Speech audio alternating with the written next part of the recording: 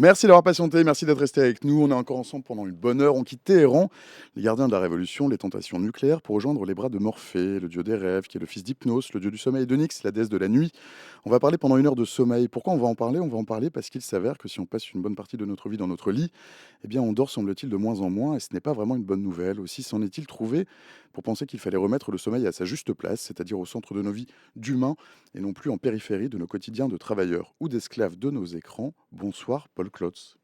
Bonsoir, Vous merci êtes... beaucoup pour votre invitation. Mais merci d'y avoir répondu favorablement. Vous êtes haut fonctionnaire, vous êtes normalien, vous êtes expert associé à la Fondation Jean Jaurès. Vous êtes auteur d'un cycle intitulé La nouvelle condition sociale. Votre dernier rapport s'appelle Le sommeil, la lutte sociale du siècle. On va en parler pendant une bonne heure. À mes côtés, Pierre-Alexis Geoffroy. Vous êtes professeur de médecine à l'université Paris-Cité. Vous êtes psychiatre, président du Collège national des enseignants de médecine du sommeil. J'ai tout bon? Oui, merci. Et en face de moi, docteur Alice de Sanctis. Bonsoir, docteur. Bonsoir. Vous êtes responsable du centre de sommeil du centre hospitalier de Versailles. J'ai tout bon? Oui, exactement. Alors, avant de mettre les mains dans le cambouis, alors ça c'est peut-être plus pour vous, pour le volet médical, peut-être qu'il faut faire un peu de lexique. On va parler du sommeil. C'est quoi le sommeil? Vous avez 3 heures. Ah oui, c'est ça. C'est une très très bonne question. Bon, c'est tout simplement un état qu'on pensait d'abord très passif initialement et qu'on sait être finalement très très actif puisque le sommeil est tout à fait vital et c'est un phénomène obligatoire dans lequel on va se régénérer, on va récupérer un ensemble de fonctions tout à fait nécessaires à la vie. Mais écoutez, c'est une question que je pose souvent à mes internes. Qu'est-ce que c'est pour vous un bon Vous n'êtes pas sommeil? sympa, hein. Qu'est-ce que c'est pour vous un bon sommeil? Et les internes répondent de façon diverse et variée. Un bon sommeil, c'est quand je dors 8 heures. Un bon sommeil, c'est quand je rêve. Un bon sommeil, c'est quand je m'endors tout de suite. Et tout ça est vrai. Mais en fait, le bon sommeil, c'est quand on a un bon éveil. Le bon sommeil, c'est ce qui nous permet d'être en forme pendant la journée. Donc, on pourra développer après. Il y a des longues dormeurs, des courts dormeurs, des gens du soir, du matin, des personnes qui dorment 4 heures, des personnes qui dorment 8 heures. Mais s'ils sont en forme pendant la journée, effectivement, on peut dire que le sommeil est bon. Et pour Paul Claus, ça serait donc la lutte sociale du siècle. Pourquoi c'est la lutte sociale du siècle, Paul? Oui, alors effectivement, moi je ne suis pas médecin, donc je ne serais pas capable de donner une définition scientifique du sommeil. En revanche, ce que j'ai constaté, et je pense que tout le monde peut faire ce constat, c'est qu'il concerne globalement un gros tiers de nos vies, si on dort à peu près 8 heures par nuit.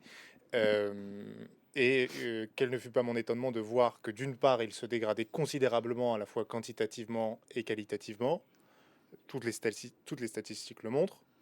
Et puis de constater aussi qu'il n'existait pas du tout dans notre édifice institutionnel, dans notre conception politique de la vie en société. Le sommeil, il n'existe pas, par exemple, dans le droit. Il est toujours appréhendé par la question du repos ou par des sujets périphériques. Donc j'ai voulu m'intéresser à ce sujet et regarder comment est-ce qu'il pouvait aussi accélérer les inégalités entre les individus, quelles étaient les différences de sommeil, leurs reflets sur nos comportements, etc. Alors Paul, vous vous intéressez aux manières de réhabiliter la vie sensible face aux transformations du vécu contemporain. Vous militez pour un droit au sommeil. Et dans un post LinkedIn, parce que je vous ai un peu stalké, vous dites un chiffre me sidère. Peut-être que vous ne vouliez pas que ce ton-là, mais ça va être comme ça. Ouais. 44% des 15-19 ans disent rogner sciemment sur leur temps de sommeil pour passer plus de temps sur leur téléphone. Nous vivons une bascule anthropologique dont nous peinons encore à mesurer les conséquences. En 50 ans, nous avons perdu 1h30 de sommeil. Alors, ma question, elle est pour vous, mais je vais d'abord. Ma question que j'ai à vous poser, c'est pourquoi on parle de bascule anthropologique. Mais d'abord, je vous demande peut-être à vous deux, est-ce qu'1h30, c'est beaucoup? À 1h30, c'est énorme. Alors c'est énorme parce que quand déjà on étudie la plainte de sommeil et les traitements qui améliorent le sommeil, on avait amélioré de 20 minutes, 30 minutes le sommeil des gens. Donc 1h30, c'est une privation considérable de sommeil. Après, comme le disait Alice, 1h30, ça veut rien dire au niveau individuel. C'est des estimations populationnelles en moyenne. C'est une alerte parce que le besoin de sommeil en moyenne est autour de 7 à 8 heures chez les adultes. Les enfants dorment un peu plus. Ils ont plus besoin pour leur développement du sommeil. Là aussi, c'est tout à fait vital pour un bon développement. Et donc, la deuxième alerte et le deuxième message peut-être déjà qu'on peut donner à ce stade-là, c'est que dans ces 1h30, finalement, en fait, le coût le plus important est payé par les jeunes et notamment par les enfants. Or, c'est justement là qu'ils ont besoin d'avoir un bon sommeil pour pouvoir se développer correctement, être au maximum de leur performance, mener à bien leurs études, etc., etc. Alice? C'est vrai qu'on a perdu 1h30 de sommeil et c'est vraiment un problème de santé publique réel, comme Pierre-Alexis a justement dit. La question qui se pose, effectivement, est-ce qu'il y a une part liée aux inégalités sociales? social, c'est-à-dire que qui sont les personnes qui dorment moins et pourquoi on a perdu 1h30 de sommeil. Alors on peut dire que probablement, comme c'est depuis le développement des transports en commun, aujourd'hui, pour aller travailler plus loin, si on n'habite pas peut-être proche de son lieu de travail, on prend les transports en commun. Les transports en commun sont clairement du temps qu'on enlève au sommeil. Et on sait que c'est les populations plus défavorisées qui vont travailler plus loin, par exemple. Quand on n'a pas une éducation à l'hygiène du sommeil pour x, y raison, des parents qui font attention au sommeil, etc., effectivement, les enfants et les adolescents surtout, ils peuvent être sur leur écran plus longtemps le soir et donc cette dépendance aux écrans provoque un manque de sommeil. Et après, il y a certaines habitudes qui se sont installées comme le fait, la série télé. La série télé qui dure 40 minutes, quand on arrive à 11 heures et on est au 3e épisode et on veut regarder le 4e, on se dit, ah, allez, encore un. Et bien forcément, on va se coucher à minuit.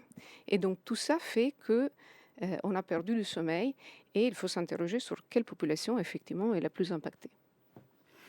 Effectivement, alors je pense qu'on aura l'occasion d'y revenir sur ces causes profondes. Vous parlez de la série, le streaming. Moi, j'y vois le symptôme de ce que j'appelle et que d'autres appellent le capitalisme extractiviste. Et on aura l'occasion de le détailler plus. Mais avant de ça, pour répondre à votre question sur la raison pour laquelle je parle de bascule anthropologique, c'est, je vais vous citer des chiffres que moi j'ai lus. Alors, pour l'un, dans un livre qui s'appelle Jean Verdon, la vie quotidienne au Moyen Âge, il établit le fait qu'au Moyen Âge, un homme dort en moyenne entre 7 et 8 heures par nuit et une femme entre 8 et 9 heures. Et puis il y a Jonathan Crary, qui est un auteur américain qui a écrit un livre très célèbre qui s'appelle 24/7 sur le sommeil, qui dit qu'au début du XXe siècle, certaines couches de la population dormaient jusqu'à 10 heures par nuit. Je ne sais pas si scientifiquement c'est vérifié, en tout cas c'est les sources que j'ai trouvées. Et donc c'est là que je parle de bascule anthropologique. Ça correspond à qui sont ces gens Ben, à ce Jonathan, moment-là? Non, on pardon. parlait de couches de la population, pardon. Alors, en fait, il parle des travailleurs. Il parle des travailleurs et il explique que donc cette bascule que je qualifie d'anthropologique parce qu'elle concerne justement toute la population active qui est exposée à des facteurs de dégradation du sommeil supplémentaire, les écrans, les transports en commun, reconfigure complètement notre rapport à l'existence. Et c'est un phénomène global qui, effectivement, n'échappe à personne, mais qui fait le plus mal à certaines personnes. Je pense notamment aux personnes les plus précaires. On a parlé des jeunes, mais il y a aussi la question des personnes les plus précaires. Dès la maternelle, un enfant d'ouvrier déclare dormir 10 minutes de moins qu'un enfant de cadre. Et les personnes qui qui se déclarent en difficulté financière dorment déjà 20 minutes de moins que les personnes qui se déclarent en situation aisée. Donc il y a à la fois un facteur favorisant avec la jeunesse, un facteur favorisant avec la précarité. Et donc on est dans une forme de nouvelle configuration de l'organisation sociale qui me paraît problématique. Pierre-Alexis? Oui, peut-être je voudrais, d'abord c'est très intéressant, merci Paul, mais il y a des facteurs nouveaux qui sont apparus, parce que c'est vrai que cette société a évolué et notamment a évolué, avec, tout ce qui est télétravail, avec, Zoom, avec, Teams, enfin bref, avec, toutes ces plateformes qui permettent, des réunions à distance. Et on avait réalisé une étude pendant le Covid pour voir un peu justement quels étaient les déterminants, les changements d'habitude de vie qui allaient conduire en fait à de l'insomnie, à des troubles du sommeil. Et de manière très intéressante, en fait, le télétravail est un facteur de risque en soi. Donc c'est des nouvelles modalités de travail et voilà. Et l'absence de déconnexion entre travail et boulot. Et c'est vrai que dans certaines professions, et ça rejoint un peu certains éléments que vous avez dit par rapport à ce qu'on attend dans notre société, dans le travail, c'est on attend que les personnes soient disponibles tout le temps, n'importe quand.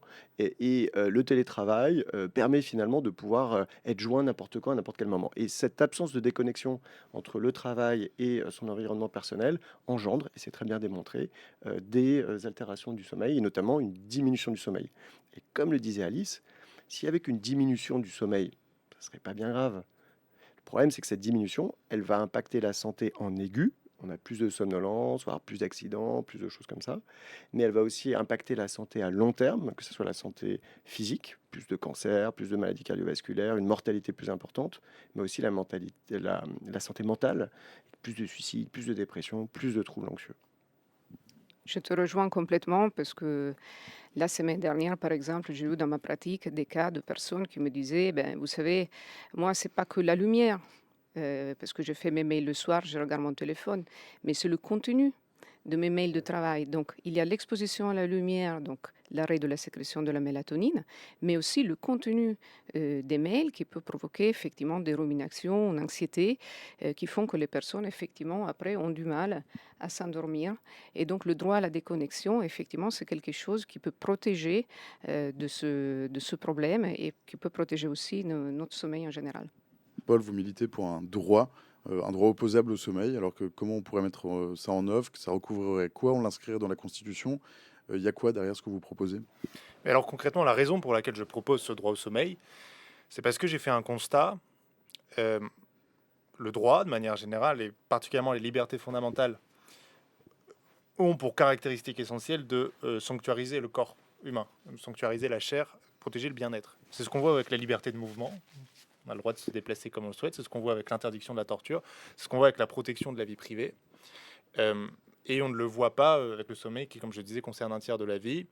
Euh, la seule chose qui se rapproche le plus peut-être d'un droit au sommeil, c'est l'article 31 de la Convention internationale pour la protection des droits de l'enfant qui dit que l'enfant a le droit Au au repos. repos et au loisir. Donc ça me paraît être une béance, donc, qui par ailleurs traduit les représentations culturelles qu'on a autour du sommeil, le fait que, ce ne soit jamais, que ça n'ait jamais été présenté comme un sujet politique d'importance en dit long. Et donc sur le droit au sommeil concrètement, si on permet à chaque personne de pouvoir se prévaloir de, mettons, 8 heures de sommeil par nuit, euh, dans la Constitution. Mais alors, on n'écrirait pas 8 heures dans la Constitution, évidemment. Euh, la norme est toujours générale et impersonnelle. Euh, on aurait un fondement juridique qui permettrait de combattre, par exemple, les producteurs d'algorithmes qui ruinent l'attention des enfants dans les réseaux sociaux. Donc, une base juridique pour s'opposer à certains acteurs de la tech, aux réseaux sociaux, à TikTok. Mais qu'est-ce que vous leur opposeriez? Enfin, vous, Eh bien, qu'est-ce qu'on opposerait à ces gens-là? Je vous ce dirais, qu'on... mais vous êtes tout à fait libre de consommer ou pas ce que je vous Eh oui, propose. mais ce qu'on peut dire, c'est qu'il y a une altération du discernement chez les plus jeunes qui ne sont pas capables de pouvoir se détacher de l'algorithme, mais qui par contre se plaignent d'un manque effectif de sommeil et qu'il y a une atteinte disproportionnée qui est portée à leur droit au sommeil, précisément parce qu'ils ne sont pas en état, du fait de la puissance addictive de l'algorithme, ils ne sont pas en état de pouvoir y échapper et s'en séparer. On aurait aussi cette base juridique qui permettrait de lutter contre d'autres phénomènes. Je pense particulièrement au phénomène de la pollution sonore, qui est éminemment contemporain, qui coûte à la société 147 milliards d'euros par an. Et puis des situations comme le management toxique ou abusif dans le milieu de travail, quand on vous force à travailler à son de nuit. Alors il ne faudrait pas dire j'ai pas dormi une fois 8 heures, j'intente une action en justice. Non, il faudrait caractériser une atteinte répétée, sur le même modèle juridique que le harcèlement. Vous voyez. Euh, mais je pense que c'est une idée qui est importante parce que je trouve étonnant que le sommeil ne figure nulle part. Voilà. Pierre-Alexis. Oui, mais moi je comprends votre question et Paul, enfin moi je trouve que c'est une proposition vraiment qui est tout à fait géniale. D'abord parce qu'il y a des leviers très concrets qu'on pourrait mettre en place, le fait de l'inscrire comme droit. Mais en fait, il y a des leviers aussi indirects au-delà de leviers concrets. Et il y a une très belle étude qui vient de sortir qui va tout à fait dans le sens de la proposition de Paul. Il y a l'effet médical, physiologique qu'on va mesurer de la privation et de la perte de sommeil de manière directe, quoi.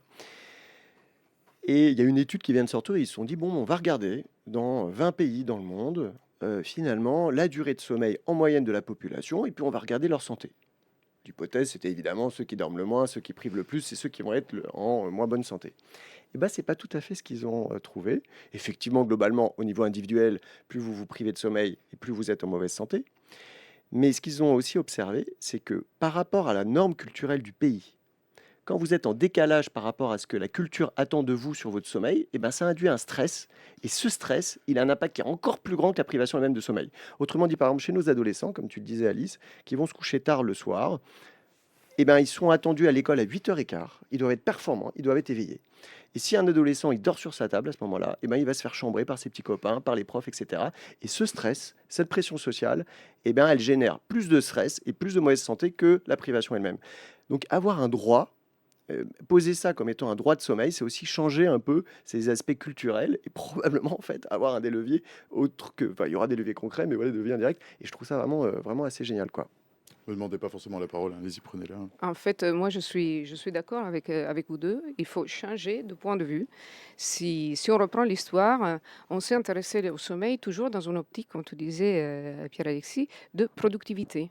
On a commencé à s'intéresser au sommeil pendant la révolution industrielle parce que, bah, avant, on se levait, on se couchait avec la lumière du jour. Avec la révolution industrielle, avec la lumière électrique, on pouvait faire autre chose quand il y avait pendant la nuit, autre chose qui était des loisirs, mais qui était sûrement aussi travailler. Et donc, pendant la révolution industrielle, dans cette époque-là, il fallait être productif, il fallait avoir des heures de sommeil, des heures de repos qui n'étaient pas forcément adaptées. Le sommeil était vu comme quelque chose de pas forcément positif, parce qu'on ne produit rien quand on dort.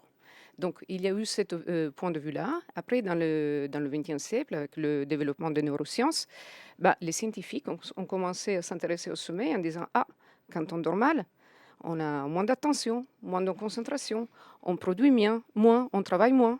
Et donc, toujours, on a regardé le sommeil et on essaie de le protéger dans l'optique d'une productivité. Et c'est justement ce que tu disais, il faudrait changer de paradigme, changer de point de vue et regarder au sommeil comme un droit à la santé, parce que quand on dort bien, il ne doit pas y avoir un regard social sur la personne qui dort plus, sur la personne qui dort selon ses horaires. Il est en fait juste en train de protéger sa santé et donc il faudrait enlever ce regard social sur les personnes qui ont besoin de dormir plus, de dormir moins, de se réveiller plus tard, de se réveiller plus tôt. Il faut effectivement considérer le sommeil comme une valeur de santé publique. Paul.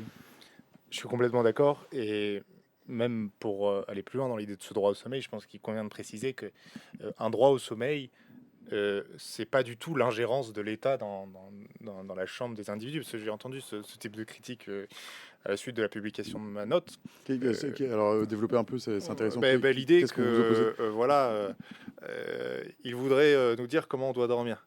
Il voudrait nous dire quand on doit se coucher, à quelle heure on doit se lever. Non, c'est absolument pas ça. Il est absolument pas question que l'État ou la puissance publique donne une prescription morale et dise aux gens voici comment vous devez dormir. Là, on parle d'un droit reconnu à l'individu dont il peut se prévaloir s'il le souhaite parce qu'il considère que la situation dont il est victime est trop difficile pour lui. Et précisément, cette difficulté, elle concerne avant tout les personnes précaires, les jeunes, les personnes qui n'ont pas toujours les moyens de se défendre. Donc, voilà, c'est absolument pas une forme d'ingérence dans la team comme on a pu l'entendre. Ce que je voudrais préciser aussi par ailleurs, par rapport à ce que vous disiez sur une approche seulement productive du sommeil, moi je vous rejoins complètement. On a cette idée que Le sommeil a très mauvaise presse, en fait, hein, depuis Par très ailleurs, longtemps. Le sommeil, c'est le truc des paresseux, finalement. ce qui paraissait, dont vous parliez tout à l'heure d'Hypnos, le frère jumeau d'Hypnos, c'est Thanatos, donc, qui est le dieu de la mort. Donc voilà, il y en a un qui vit à la surface de la Terre, l'autre qui vit sous la Terre, mais ce sont deux frères jumeaux qui, en fait, symbolisent tous les deux l'inconscient, qu'il soit éternel ou temporaire. Et puis ça, on le voit effectivement dans la révolution industrielle, on le voit aussi aujourd'hui dans nos imaginaires de consommation. Aujourd'hui, dans la télévision, dans le cinéma, le héros contemporain, c'est celui qui fait sa Miracle Morning en se levant aux aurores, qui travaille très tard dans la banque d'affaires ou dans le conseil, qui ne compte pas ses heures. Et son temps de vie, en fait, est corrélé à sa réussite. Son temps de vie éveillé, j'entends pas. Et c'est à ces représentations-là qu'il faut s'attaquer directement à la racine. Oui, bien sûr, vous avez tout à fait raison. Après, il faut revenir un petit peu à la physiologie, au chronotype de chacun et faire passer le message que chacun est différent. Il y a des personnes qui ont besoin de moins de 6 heures de sommeil, ils sont des chanceux. Tant mieux pour eux, ils peuvent dormir 5 heures ou 6 heures et être en forme. Il y a des personnes qui ont besoin de 8, 9 heures de sommeil. 8, c'est encore normal, mais 8 heures et demie, 9 heures, ça voudrait dire se coucher à 10 heures et se réveiller à 6h30, 7 heures. Donc, pour quelqu'un qui arrive à la maison après le travail à 8 heures, c'est compliqué. Vous Alors voyez, là, donc, et c'est pas quelque chose qu'on peut corriger facilement parce que le chronotype est spécifique à chacun. Là, ce que tu soulignes sur ça aussi, c'est qu'il faudrait aussi une certaine liberté d'organisation de son temps de travail, hein, avec une certaine confiance. On est dans un pays où c'est l'organisation du temps de travail, la liberté donnée à chacun pour respecter à la fois, comme tu dis, son horloge interne, c'est-à-dire il y en a du soir, il y en a du matin, etc. Les adolescents sont plutôt du soir et donc sont en grande difficulté. Et nous, les chronobiologistes, on se bat pour reculer au moins d'une heure le début de la scolarité. Il y a Vous des commencer à quelle heure? À 9-10 heures, c'est ça? Ouais, voilà, une heure plus tard, mais là encore, paf, l'impact, c'est les parents, quoi. Est-ce que l'entreprise va tolérer que on arrive à 10 heures parce qu'on a déposé, ou à 9h30 parce qu'on a déposé nos enfants plus tard pour pouvoir respecter leur sommeil et leur santé en conséquence. L'autre chose que je disais, je voudrais préciser, parce qu'on a souvent des questions sur ça, petit dormeur, grand dormeur, etc. Vraiment être petit dormeur, moins de 6 heures ou moins de 5 heures selon les études, c'est assez rare. Et il faut l'avoir été dans l'enfance. C'est vraiment, c'est d'ailleurs souvent, d'ailleurs les parents se sont inquiétés, se sont dit mais il dort pas, on le retrouve dans sa chambre, voilà, mais il est en forme en journée, tout se passe bien, etc. Il n'y a aucun retentissement. Les petits dormeurs l'ont été toujours, ils l'ont été aussi en partie dans l'enfance. Par contre, on a énormément de gens qui sont tolérants à la privation de sommeil, qui se mettent en privation de sommeil. D'ailleurs, des fois, on se fait des réflexions d'hommes politiques qu'on a vus en 2-3 ans sur certains postes et on s'est dit, mais mince, il a pris un sacré coup de vieux quand même. Ça, il y a beaucoup de gens qui sont tolérants à la privation de sommeil, mais cette tolérance, elle n'épargne pas les effets physiologiques et le vieillissement accéléré et tout l'impact à la fois sur la santé physique, mais aussi sur la santé mentale. Paul, je vois acquiescer largement. Oui, complètement. Et c'est un sujet qui est d'actualité. Quand on voit toute la manière dont le président de la République, par exemple, a pu bénéficier d'une aura en disant qu'il Mise dormait en 4 heures scène, le par fait qu'il nuit. dormait très peu Exactement. d'heures de sommeil par nuit. Oui, tout à fait. Et je me rappelle même qu'il y avait eu une réaction de Gérald Darmanin, me semble-t-il, qui avait répondu je suis très content de dormir 8 heures par nuit, ça me permet de prendre des décisions. Donc c'est même un sujet de conflit politique. Mais même avant lui, hein, Napoléon disait déjà qu'il dormait très peu. Euh, Effectivement, chacun a ses besoins physiologiques. Ce qui m'inquiète, c'est l'imaginaire que ça véhicule, le message que ça véhicule, parce que certaines personnes tentent de le reproduire. Et Napoléon, on peut dire que la campagne de Russie s'est pas très bien passée à cause de son sommeil, d'ailleurs, qu'il y a eu beaucoup de mauvaises décisions militaires. Tchernobyl, c'est une erreur de sommeil. Enfin, il y a eu beaucoup de mauvaises. Voilà. Mais c'est vrai, et puis il y a eu le contre-coup après de Gabriel Attal qui a dit mais moi aussi, je dors moins, etc. Donc c'est vrai qu'il y a quand même cette image transmise de quelqu'un qui est performant parce que il dort peu. Voilà. Et ça, c'est un vrai problème, c'est un vrai problème de représentation. Et si on a enfin voilà, faut transmettre d'autres images, quoi. Einstein dormait 12 heures et Einstein a fait des trucs pas trop mal. Céduc dans le chat qui nous dit salut Céduc. Comment ne pas penser à la corrélation entre les enjeux du travail sous libéralisme fort qui induit même un changement de culture en Espagne qui avait bien gardé le rituel salutaire de la pause médiane prolongée ces 15 dernières années et le contresens quasi environnemental en ces périodes de canicule précoce. C'est ça le problème. Le problème, c'est le libéralisme qui nous fait dormir moins. Moi, Pour vous, Paul. c'est un sujet que j'adore. C'est pour ça que je vous pose la question. En fait, je crois que ce qui se passe, c'est qu'on est donc, ce que j'appellerais voilà, une forme extractiviste du capitalisme. Ah oui, tout à l'heure vous parliez de capitalisme Voilà, extractiviste. exactement. Il va falloir que vous vous expliquiez à ceux Alors, qui nous regardent, sinon je qu'est-ce vais que perdre tout j'entends le par monde. là? Dans la traduction, dans la tradition classique, on a tendance à dire que le capitalisme, donc séparation des moyens de production de ceux qui les mettent en œuvre, euh, produit de la valeur sur justement l'idée d'une production de valeur. C'est-à-dire vous avez une force de travail, une base de travail, vous l'activez, vous activez des travailleurs et ça vous produit de la valeur, ça fait de la valeur ajoutée, ça fait de la richesse. Euh, je pense que ce logiciel est un peu dépassé. C'est ce que disent une partie des théoriciens du XXe et du XXe siècle.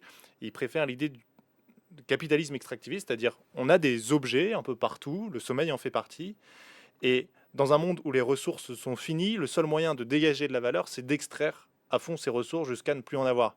Euh, En gros, la théorie marxiste reposait sur l'idée d'un monde aux ressources infinies. La théorie extractiviste dit, voilà, c'est le capitalisme de la finitude. Il faut extraire un maximum, et je pense que ça s'applique tout à fait au sommeil. Le sommeil, c'est le plus grand affront qui peut être fait au capitalisme parce que c'est le moment de la vie où on peut plus voler le temps. Bon, on peut plus voler le temps. Euh, Or, quel est le maître étalon de la prospérité économique? C'est la capacité à pouvoir accaparer du temps, euh, particulièrement vrai à l'ère du capitalisme numérique avec les réseaux sociaux, avec les grandes plateformes, le streaming, etc.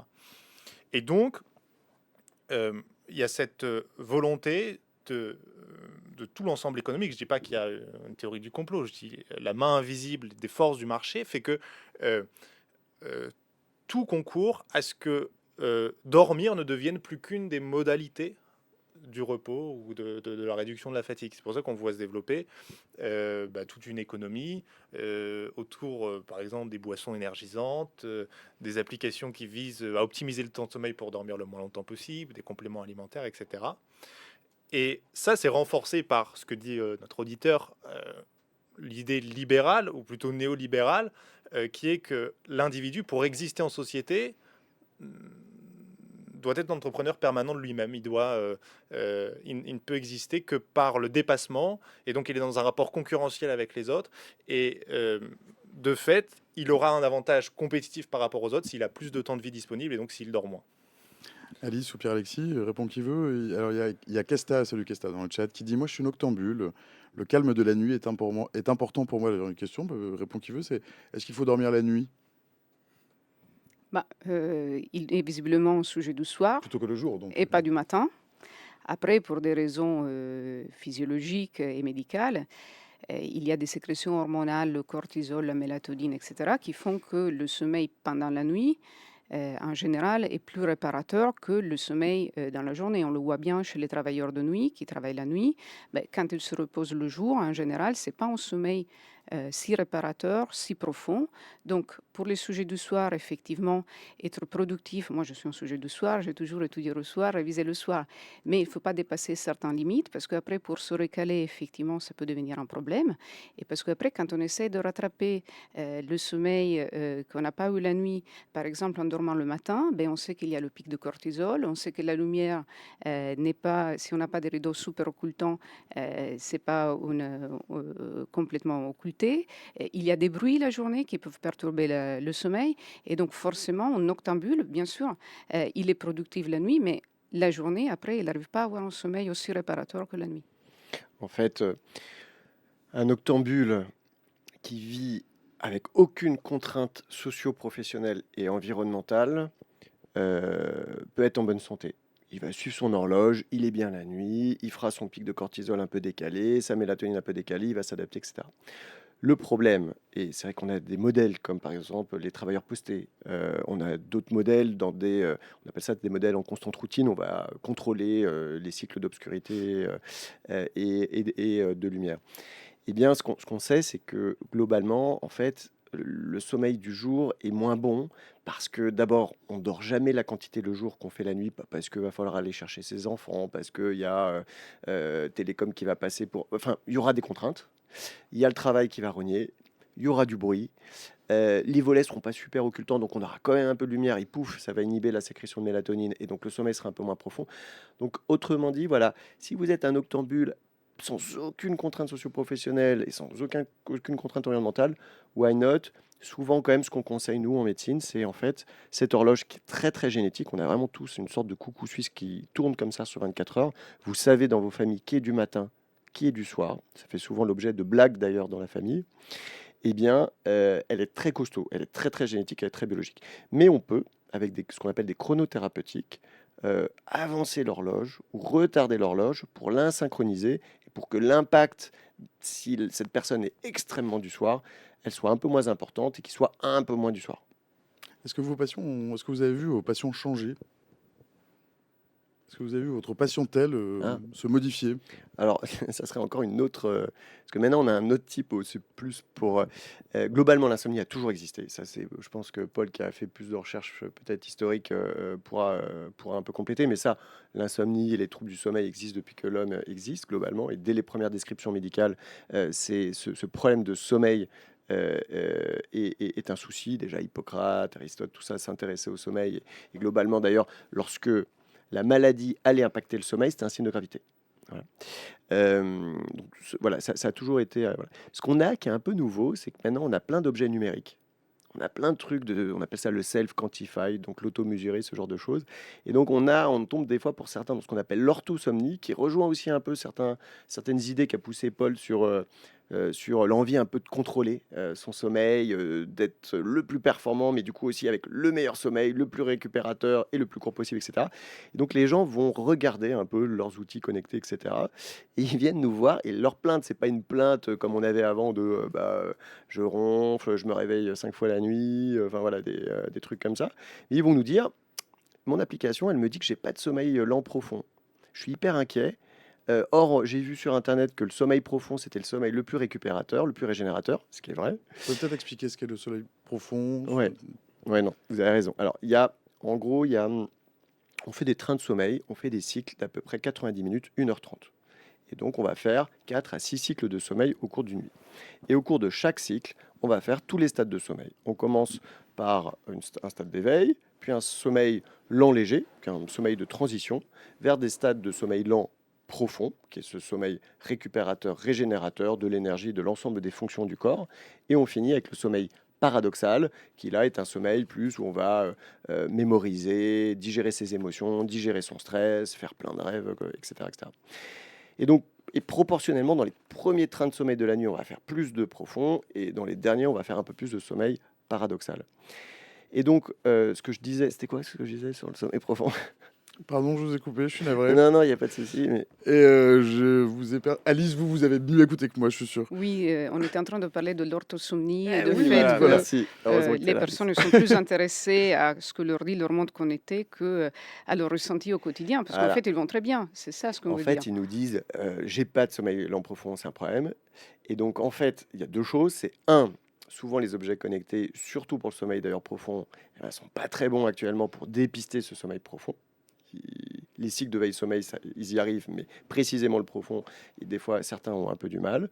Donc c'est pas tout à fait exact, mais en plus de ça, le fait d'être hyper concentré sur son sommeil, ça va induire en lui-même des troubles de sommeil parce que le sommeil, c'est une perte de contrôle. On s'abandonne en fait finalement à un sommeil, et plus on va essayer de le contrôler ce sommeil-là, et plus on va être hyper vigilant, on va être éveillé et on va pas dormir en quelque sorte. Et donc on va s'induire des troubles du sommeil qui peut-être, si on l'avait pas traqué, si on l'avait pas quantifié, ne seraient jamais apparus. Alice. Oui, je reviens sur votre question de début. Si les patients ont changé, moi j'ai vu un changement effectivement après le confinement. Les patients ont commencé à vivre, comme tu disais, en libre cours, sans limite. Ils pouvaient se coucher tard et se lever tard. Et en fait, quand on prend cette habitude-là, après, pour se recaler, ça peut être compliqué. Il y a des techniques pour le faire, la luminothérapie, le sport à certains horaires, etc. Mais il faut parfois être accompagné. Et là, il faut être accompagné aussi. Et quand on a des mauvaises croyances ou une mauvaise attention autour du sommeil, c'est là où on va trop se concentrer à cause des objets connectés qui nous disent, comme tu disais, vous faites moins de sommeil long profond, moins de sommeil paradoxal. Donc on commence à se concentrer trop sur la qualité de notre sommeil. Et bien là, si je me concentre en disant ah, je vais pas dormir, ah, j'ai mal dormi, ah, est-ce que je vais bien dormir, ben forcément, c'est en train de ruminations qui font que on va encore moins bien dormir et donc ça peut déclencher des insomnies et il faut donc travailler sur le comportement et sur la cognition et sur toutes les idées qu'on a autour du sommeil.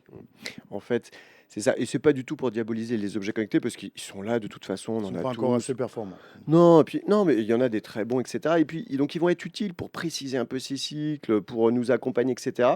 Juste, warning, attention, parce que des fois, voilà, il faut pas tomber dans l'excès inverse et nous empêcher de dormir à cause de cette surveillance électronique. Et effectivement, je compléterai ce que dit Alice. Donc, on avait fait une étude, effectivement, pendant le Covid, etc., où on montrait qu'effectivement, le plus gros impact, c'était le changement des rythmes. Et c'est vrai que l'entraînement des rythmes, et on l'a bien vu lorsque le confinement notamment s'est levé, le fait de retourner au travail, à nouveau d'avoir des interactions sociales, de se lever le matin un peu plus heure fixe, etc. Donc ça, l'entraînement des rythmes et notamment le lever, c'est quelque chose qui est très très important pour avoir un bon sommeil. C'est vrai que les substances, on n'en a pas parlé, mais on a pris un peu plus d'alcool, on a pris un peu plus de choses comme ça, et ça a aussi perturbé pas mal le sommeil. Les écrans le soir, ça c'était très rare retrouvé, et notamment les écrans avec de la lumière bleue, parce que ça va inhiber la sécrétion de mélatonine, mais aussi le temps d'écran en journée. Le temps d'écran en journée, ça c'était très clair, c'était vraiment quelque chose qui était associé aussi à l'impact sur le sommeil. Et puis les aspects dont on a déjà parlé, hein, les aspects de télétravail, de déconnexion. Et puis là, Paul en a parlé, mais enfin, voilà, on avait reconfirmé entre guillemets ça. Plus le logement est petit, plus on a un sommeil de mauvaise qualité, et moins on gagne d'argent, et moins on a un sommeil de mauvaise qualité. Dernier truc peut-être, qui était un peu une surprise, c'était une autre étude qu'on avait fait, et là peut-être aussi on pourra en parler, mais hommes et femmes, on n'est pas tout à fait égaux. Et on avait montré dans une étude qui était assez étonnante que les femmes, à partir du moment où elles vont se marier, elles vont se mettre en couple, eh ben, c'est un facteur de risque concernant leur sommeil. Et à l'inverse, les hommes, quand ils vont se marier, eh ben, c'est un facteur protecteur de leur sommeil. Le transfert de la charge mentale, c'est ça. Et après, moi, c'est une observation. Après, ce qu'on met derrière comme compréhension de cette observation, ça, c'est C'est l'objet d'une autre étude, Paul. Ouais, et sur les écrans, donc on disait tout à l'heure, 44% des 15-19 ans disent rogner délibérément sur leur temps de sommeil pour passer plus de temps sur leur téléphone. Et quand on leur demande quelle est pour vous la principale cause, le principal effet délétère de votre addiction aux écrans, ils répondent à 25% le manque de sommeil, très loin devant le deuxième facteur qui est j'ai moins de temps pour faire mes loisirs, qui est que à 10%. Donc en fait, c'est intériorisé, c'est su, et le sommeil apparaît vraiment comme voilà, le manque de sommeil comme la plus grosse pénibilité qu'on subit du fait de l'addiction aux écrans. Et ça, c'est au-delà des aspects médicaux qui ont été évoqués. Je pense que il y a aussi, toujours dans cette idée d'une transformation anthropologique, l'imaginaire qui était autrefois associé à la chambre, au lit, comme un sanctuaire à l'abri de toutes les interactions de la vie de la cité, économique, marchande, a complètement été transformé avec l'intégration du téléphone, notamment dans le lit. Et on disait tout à l'heure, qu'est-ce que l'individu néolibéral? C'est celui qui se sent en concurrence, c'est celui qui doit toujours être l'entrepreneur de lui-même, etc. Mais ce modèle-là a été importé jusque dans le lit, jusqu'au moment de l'endormissement. Et à ce titre-là, moi, je vais citer une étude qui m'a beaucoup fait rire, qui a été faite en 2019, commandée par le Wall Street Journal. Un quart des jeunes américains disent préférer regarder Netflix que d'avoir des relations sexuelles avec leur conjoint. Parce que voilà, le lit, la chambre sont plus des lieux où on se retrouve, c'est plus des lieux d'altruisme, de solidarité, d'humanité. C'est devenu un lieu comme un autre de la vie quotidienne. Mais le problème, c'est Netflix ou le conjoint, du coup. Stéphane Caldan dans le chat, salut Stéphane, qui dit beaucoup d'écrans, c'est quoi? 16 heures par jour devant 3 écrans, est-ce que c'est beaucoup? Intuitivement, je dirais que c'est beaucoup, mais Alice, c'est beaucoup. C'est à partir de Oui. combien de temps d'écran, d'exposition aux écrans, c'est beaucoup? On dit qu'en général, il faut arrêter les écrans au moins 2 heures avant l'heure de coucher. Après, j'aimerais effectivement faire un petit résumé et donner quelques conseils à notre public, parce que c'est très vrai ce que tu disais, Paul, il faut sanctuariser la chambre qui doit être le lieu du sommeil et des relations sexuelles. Si on commence à faire du télétravail dans la chambre, si on commence à regarder la télé dans la chambre, si on commence à regarder le téléphone dans la chambre, à répondre aux mails, ben effectivement, s'endormir, le lit n'est plus associé au sommeil. On doit revenir à l'association lit-sommeil. Donc ça, c'est très important.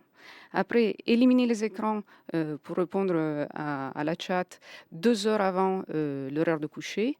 Dormir dans une pièce fraîche, entre 18 et 20 degrés, parce que la température aussi est très importante pour le sommeil. On dort bien quand on dort au frais. Éliminer le sport trop tard le soir, parce que le sport réchauffe. Et donc, effectivement, faire du sport très tard, bon, sauf C'est si une après. histoire de température, c'est pas C'est autre une chose. histoire de température, exactement. Oui, oui, le sport réchauffe, donc c'est mieux de le faire le matin. S'exposer le matin à la lumière du jour ou à la lumière tout court. Il y a aussi des lampes de luminothérapie qui peuvent aider à se recaler. Éviter toutes les boissons énergisantes, le café à partir de 14 heures. Éviter À tout ce partir qui de 14 heures, à pas à partir de partir de 14 16 heures, heures, de 17 heures. parce que la 14 heures. demi-vie de la caféine est 6 heures.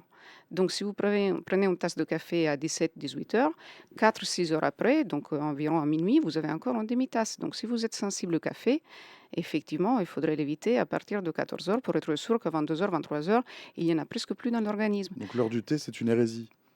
Ben, l'heure du thé, c'est un peu une hérésie, oui. Ou alors, il faut se coucher très très tard. Exactement. Non, et juste dire, effectivement, ce qui va compléter vos conseils, c'est-à-dire, donc la chambre, on doit la sanctuariser et on peut quand même avoir des rituels d'endormissement parce que des fois, on peut avoir du mal à s'endormir. Et les choses qui marchent super bien, c'est des activités simples sur le plan cognitif, c'est-à-dire sur le plan de sa réflexion, de ses pensées. La lecture, ça marche super bien. Lisez beaucoup plus.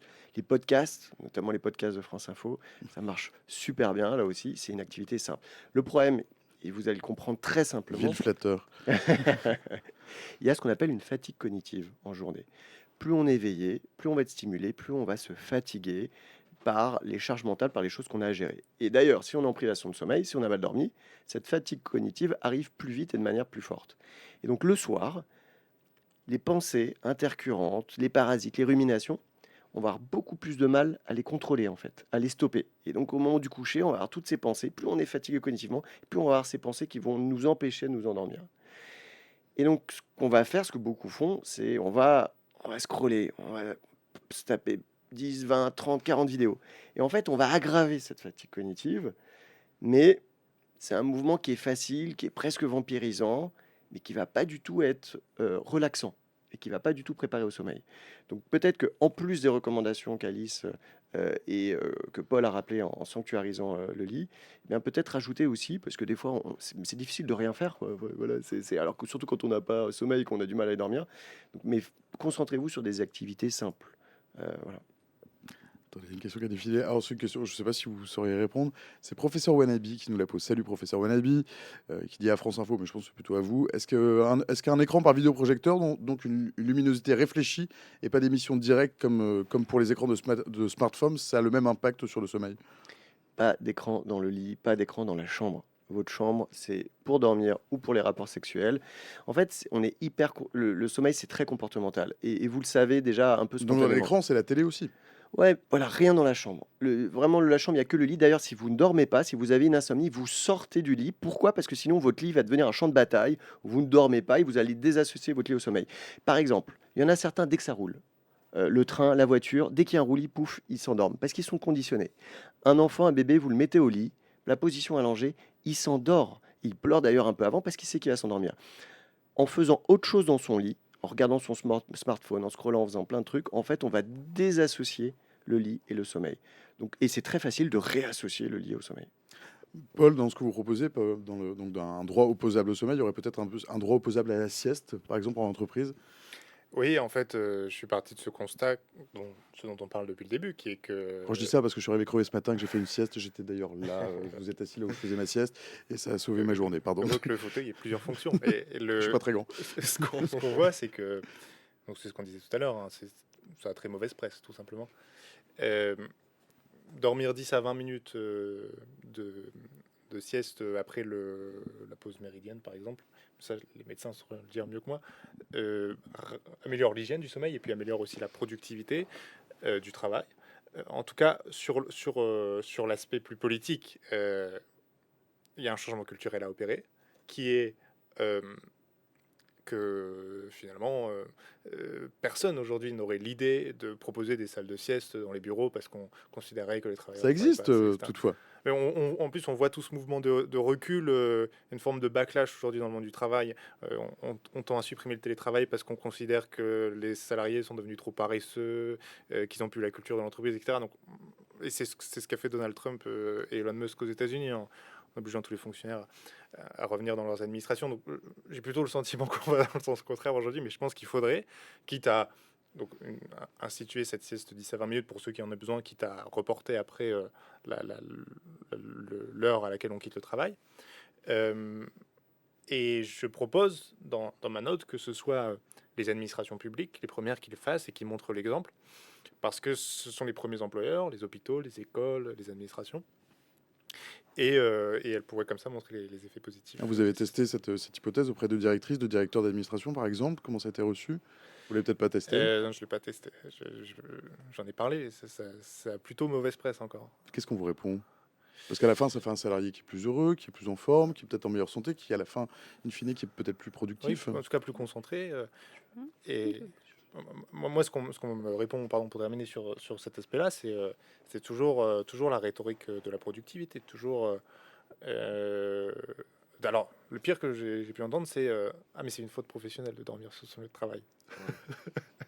C'est Et dommage. puis après, voilà, il y a les arguments plus classiques de ben, en fait, on te paye pas à rien faire, quoi. Alice?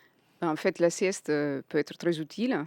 Il faut faire la bonne sieste. Effectivement, comme vous dites, une sieste de 20 minutes peut être très rafraîchissante. Ça fonctionne comment? Ben, quand on se réveille, on commence à produire une molécule qui s'appelle l'adénosine. Cette molécule s'accumule, s'accumule, s'accumule et ça donne la pression du sommeil. C'est-à-dire, à un moment donné, dans la journée, on en a trop et on commence à avoir vraiment envie de s'endormir, de dormir. Ça peut devenir irrépressible.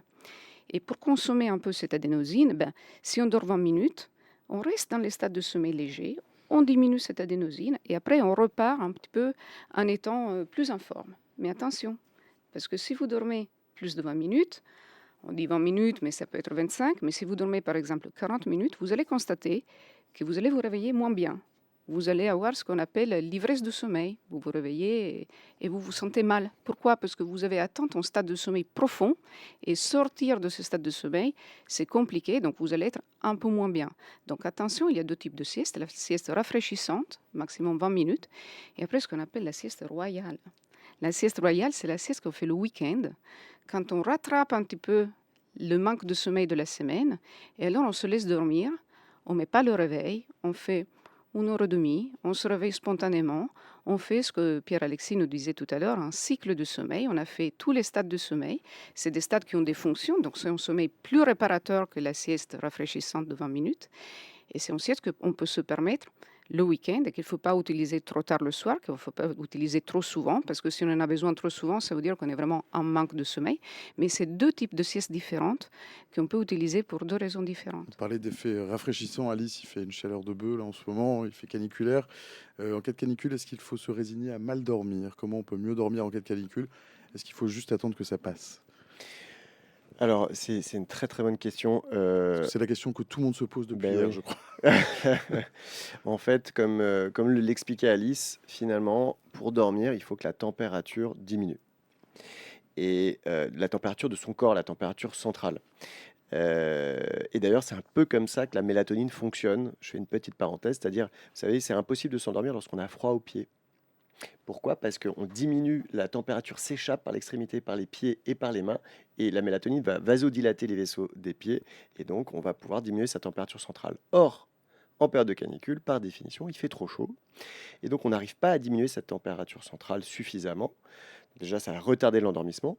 Et si on parvient malgré tout à s'endormir, en fait, ce qu'on appelle la thermorégulation, c'est le fait de garder une température basse au cours de la nuit. Et donc, la température diminue au cours de la nuit, puis elle remonte progressivement. Et d'ailleurs, c'est assez rigolo quand on est du matin ou du soir. Le matin, dans la voiture, il y en a qui ont froid, il y en a qui ont chaud parce qu'ils n'ont pas tout à fait la même horloge. Bon, mais globalement, elle descend au cours de la nuit, puis elle remonte. Le problème, c'est que on n'arrive pas à garder cette température basse s'il fait trop chaud à l'extérieur parce que la thermorégulation se fait mal dans les stades de sommeil profond. Donc on va se réveiller pour refaire descendre la température. Une fois que la température est descendue, on se rendort. Le problème, c'est que la température en période de canicule, elle va remonter, donc on va se réveiller pour la faire redescendre, ainsi de suite et ainsi de suite. Donc en fait, pour lutter, c'est souvent bien de d'essayer d'aérer un peu comme on peut le soir, de bien se protéger en journée, de fermer les volets, et puis d'avoir un ventilo. Alors le ventilo, c'est pas directement sur soi parce que ça peut assécher tout ce qui est muqueuse et ça peut aggraver les problèmes de sommeil, voire créer des pneumopathies, des infections sur les poumons. On met un ventilo, pas sur soi, mais qui fait quand même un petit courant d'air dans la pièce. Et puis on peut mettre un petit linge humide aussi sur ce ventilo qui va permettre de rafraîchir un peu plus. On parle de chaleur, bon, le lien, c'est un peu facile, mais vous parlez du réchauffement climatique dans votre étude, Alors, qui, en termes de sommeil, va être un des sujets d'inégalité, notamment sur ce thème-là. oui, complètement. Et en fait, plus on est pauvre, plus on subit de plein fouet les conséquences du réchauffement climatique. En tout cas, on y est exposé différemment selon notre niveau de revenu. Euh, Aujourd'hui, la principale politique publique qu'on pourrait mettre en œuvre pour améliorer la qualité de sommeil en période de canicule, c'est la rénovation des bâtiments avec les critères de confort nocturne. Et c'est malheureusement une pratique qui est très onéreuse, euh, qui doit être subventionnée publiquement. Et moi, je propose dans mon rapport euh, quelque chose d'un peu innovant, c'est la création d'un adjoint au sommeil dans les grandes villes, dans les grandes métropoles. Parce qu'en fait, on se rend compte que sur les problématiques de sommeil, on recoupe très souvent des politiques municipales. Par exemple, on peut créer des îlots de fraîcheur en végétalisant, c'est une question d'aménagement du territoire. La rénovation thermique, ça concerne l'habitat, ça peut directement concerner des compétences municipales. La lutte contre la pollution sonore aussi. Euh, les collectivités sont aussi des employeurs publics, donc ils peuvent encourager la sieste, etc. Et je pense, pour conclure, qu'une des grandes recommandations qu'on pourrait faire sur cette idée du droit au sommeil, c'est précisément, dans la perspective des municipales de 2026, d'imaginer dans les grandes villes des adjoints au sommeil. Alors évidemment pas dans les petits villages, parce que quand il y a 6 adjoints ou 7 adjoints, ça fait pas Ça, c'est sens bizarre. d'avoir un adjoint au sommeil. Mais en tout cas, des personnes qui soient chargées de construire des politiques publiques du repos, de la tranquillité, de la restauration euh, pour les habitants. Est-ce que Pierre-Alexis, on va donner un peu de statistiques sur les troubles du sommeil, juste pour Bon, renforcer un petit peu c'était mes dernières questions pour vous, allez-y. le message de Paul, parce que peut-être que l'auditoire n'est pas au courant de l'impact des troubles de sommeil. Alors, l'insomnie, je te laisse 10-30% en fonction des études. Ouais, c'est 20% chez la femme et 10% chez l'homme. Parfait. L'apnée du sommeil, c'est un peu mon spécialité. C'est entre 4 ou 8%, on dit Alice, il faut que vous 5%. expliquiez ce qu'est l'apnée du sommeil. On a L'apnée tous du entendu sommeil, parler de l'apnée du c'est sommeil, mais les gens ne savent pas exactement, et ça c'est touche beaucoup de gens. un trouble respiratoire qui fait que la nuit, il y a une obstruction des voies aériennes supérieures, donc on arrête de respirer et après on redémarre avec un ronflement très sonore que je ne vais pas faire au micro, mais qui en Allez, dites. général très bien. réveille le conjoint, d'accord, et qui provoque une réaction de stress avec des risques cardiovasculaires, qui provoque de micro-réveils, donc un mauvais sommeil, qui provoque une baisse de l'oxygène, donc un risque cardiovasculaire, un mauvais sommeil, donc un risque de pathologie psychiatrique, de dépression, de décompensation de troubles bipolaires, des risques au niveau neurologique, par exemple de risque d'AVC. Elle est très liée aussi à plusieurs pathologies dont on ne pense pas, par exemple le glaucome pour l'ophtalmologie, la polycythémie secondaire pour l'hématologie. Il y a un risque, par exemple, en cas d'apnée du sommeil, d'accouchement prématuré. Il y a un risque en cas d'apnée du sommeil d'accident, donc la somnolence en voiture. Donc c'est lié à plusieurs pathologies. Chez les pédiatres, l'enfant, il grandit moins bien, il peut avoir des troubles de l'attention s'il dort mal. Donc c'est vraiment multidisciplinaire et ça touche entre 5 et 8% de la population. Après, il y a d'autres pathologies, comme le syndrome de jambes sans repos, les impatiences, les femmes qui bougent les jambes parce que ça touche spécialement les femmes, spécifiquement les femmes, 8% de la population. Et après, il y a des maladies plus rares, mais quand même, les troubles du sommeil sont divers et variés. C'est multidisciplinaire, ça touche plusieurs spécialités et donc c'est important effectivement de dire que c'est un problème de santé publique majeur aujourd'hui en France. 3 Et petits messages clés, juste en fait, là, il y a la moitié de la population qui se plaint de mal dormir. Il y a plein de causes. Il y a les causes dont Alice a parlé, il y en a encore plein d'autres. Il y a les causes de l'horloge, etc. aussi. Ce qu'il faut juste se dire, c'est si vous avez un retentissement en journée, globalement, que ça impacte votre quotidien et que vous êtes somnolent en journée, c'est-à-dire vous êtes fatigué, vous allez vous endormir dans les moments où vous ne souhaitez pas vous endormir, là, il faut en parler à votre médecin généraliste, à un médecin du sommeil, à un psychiatre. Est-ce qu'on laisse tomber la camomille? Alors, ça dépend pourquoi souvent la camomille s'est pris dans l'insomnie. Et dans nos dernières recommandations européennes sur le traitement de l'insomnie, ça ne fait pas partie des traitements recommandés avec un très haut niveau de preuve, parce qu'on n'a pas suffisamment d'éléments scientifiques pour dire que ça fonctionne et que c'est efficace. Est-ce que la mélatonine, ça marche? Oui, Est-ce que la luminothérapie, ça marche? Il semble que oui. oui. Il est 18h58, passé de 40 secondes. Le mot de la fin, c'est pour vous, Paul. J'ai une dernière question, c'est que j'ai lu que les somnifères Ah, vous voulez qu'on on Ne- prend une ne- minute pour les somnifères? n'amélioraient pas la qualité du sommeil, mais permettaient d'oublier qu'on ne dormait pas. Est-ce que c'est vrai?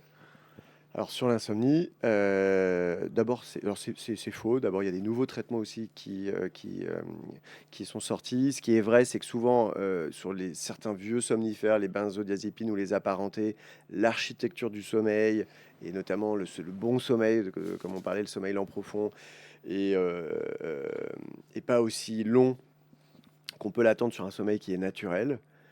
Mais non, il ne faut pas diaboliser ces molécules. Quand vous dormez pas du tout, que vous souffrez, que vous êtes en détresse, que vous avez même des idées suicidaires parce que vous n'en pouvez plus, il y a un moment donné, il faut aider les gens, quoi. Donc il ne faut pas diaboliser ces traitements-là. Ils sont très utiles. Et dans les insomnies sévères, on va utiliser les somnifères.